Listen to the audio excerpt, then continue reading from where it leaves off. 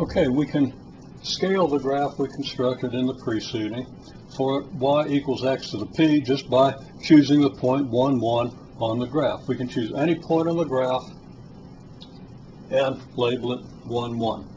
Okay, so depending on what we're trying to do with this graph, we could choose the point closer to the origin or further out. If we want to estimate values, for example, of y equals x to the p for x values between 0 and 1, it would make sense to choose 1, 1 to be out here someplace, so that we would have a lot of room to estimate our points, our values for x values between 0 and 1. If we want to estimate our x value for x equals 10, then we would probably want to choose a point in much closer to the origin so we can find x equals 10 on the graph. Okay, I'm going to choose kind of an intermediate point. I'm going to just say, okay, let's let this point here be 1, 1. So I'm going to label this point as 1, 1. In that case, this dictates a scale for x is 1 here and y is 1 here. So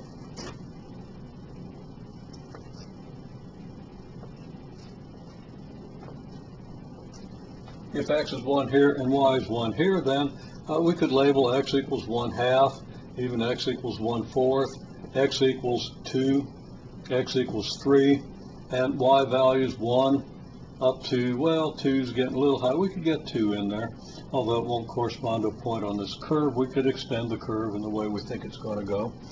All right, and then of course we could label y equals 1/2, 1/4, and so forth. Okay, so I'm going to go ahead and scale the x-axis and the y-axis according to this choice of the point 1, 1. So using this unit as 1, we get 2 here, 3 here, and then I mark the half units, 1/2, 1.5, or 3 halves, 2.5, 5 halves. And I do similarly on the y-axis. Here's 1, come halfway to the origin, I label 0.5, which is 1/2, or 1/4, which is 0.25, and then I have markings labeled at intervals of 0.5, and I've indicated the markings at intervals of 0.25. Without actually labeling those markings. Now I'm going to proceed to make estimates of the values of y for x equals 0.5, 1.5, 2, and 3. And I'm going to estimate x values for y equals 1.5, and I'm going to obtain a table of y versus x. So x is 0.5, of course when x is 1, y is 1, we know that.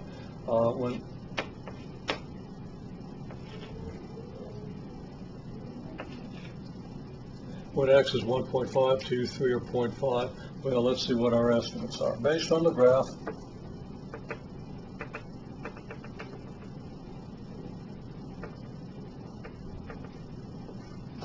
okay, when x is 0.5, we come up here and over here, and it looks like if this is 0.5 and this is 0.75, looks like this is around, an honest estimate on this graph would be about, I'd say, 0.67. Now, that's just my eyeball estimate, and these projection lines aren't completely straight. Then, when x equals 1.5, it appears that we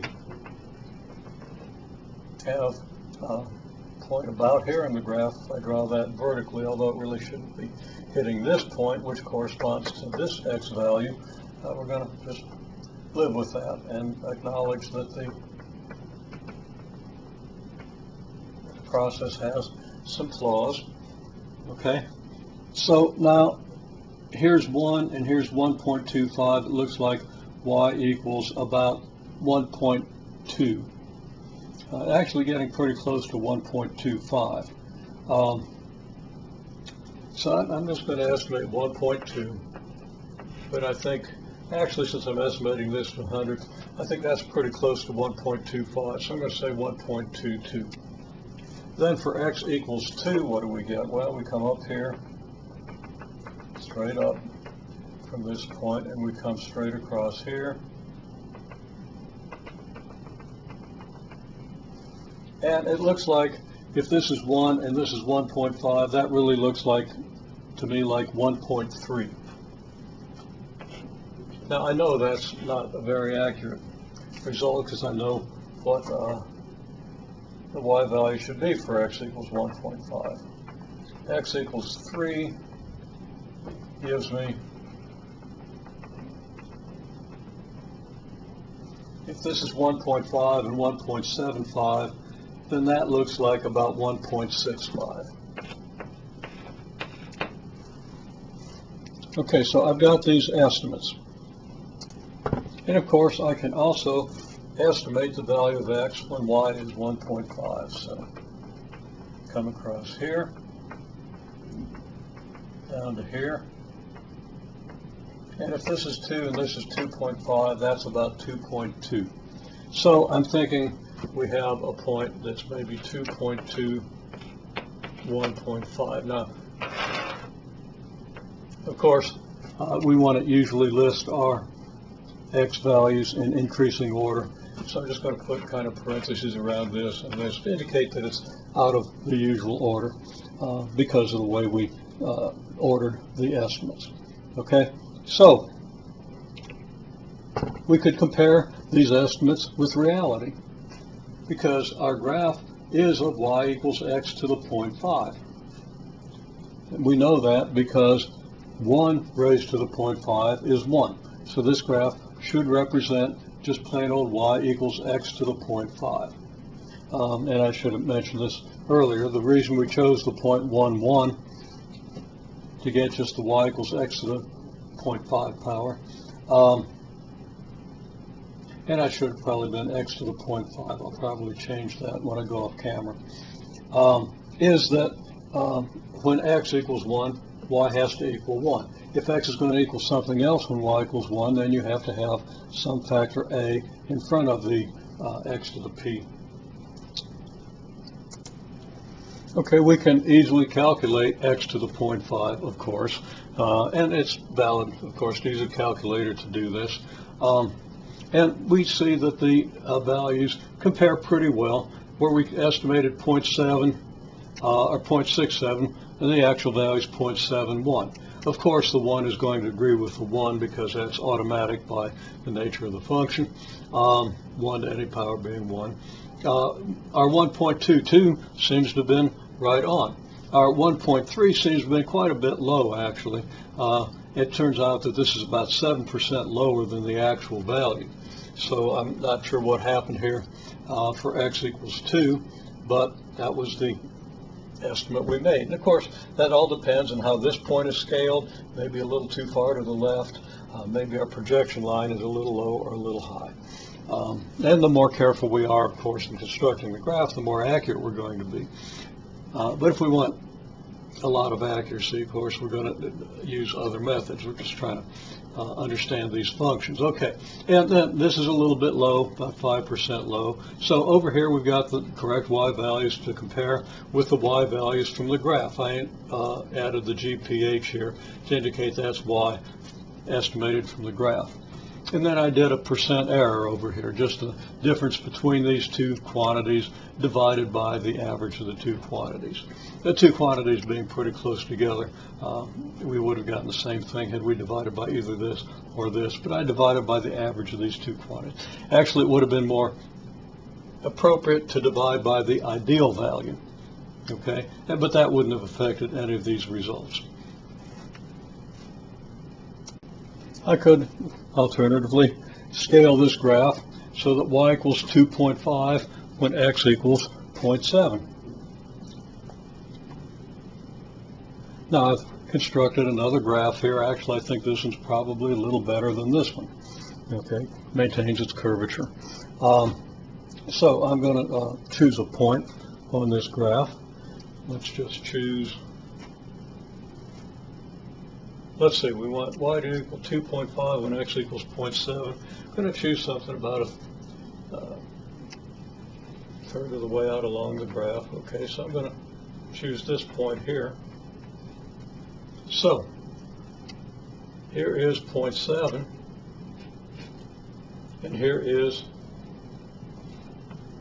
2.5 on the y scale. So if 2.5 is here, then 5 is going to be about here. 1 is going to be, well, about 1/5 of 5, or about 40% of 2.5. Half of 2.5 would be about here. 40% would be around here. So I'm going to say here's 1, and here's 2. 3 is here. I don't have room to label it. And then 4 will be about here. And I don't think I did a particularly good job of keeping those units consistent. Actually, it's better than I thought it was. Okay. Now, we got 0.7 here. So 1 would be, if this is 0.7, well, if that's 70, where would be 100? Probably about here. So x would be 1. And then x could be about 2 here.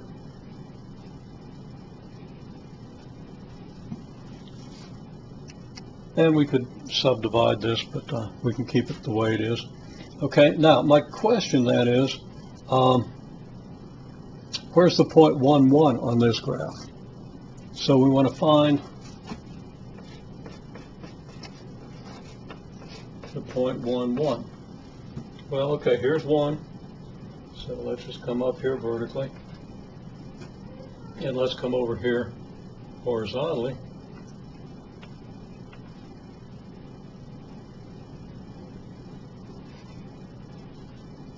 And we see that it looks like we're kind of close to y equals 3.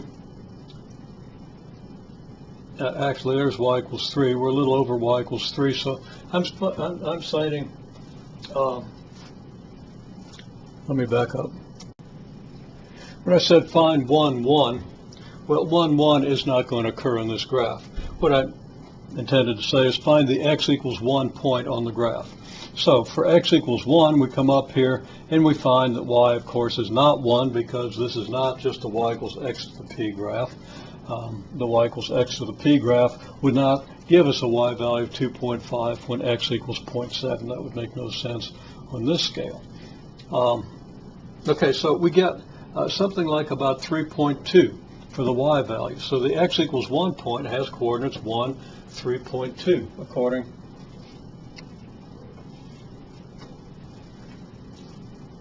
to my estimate.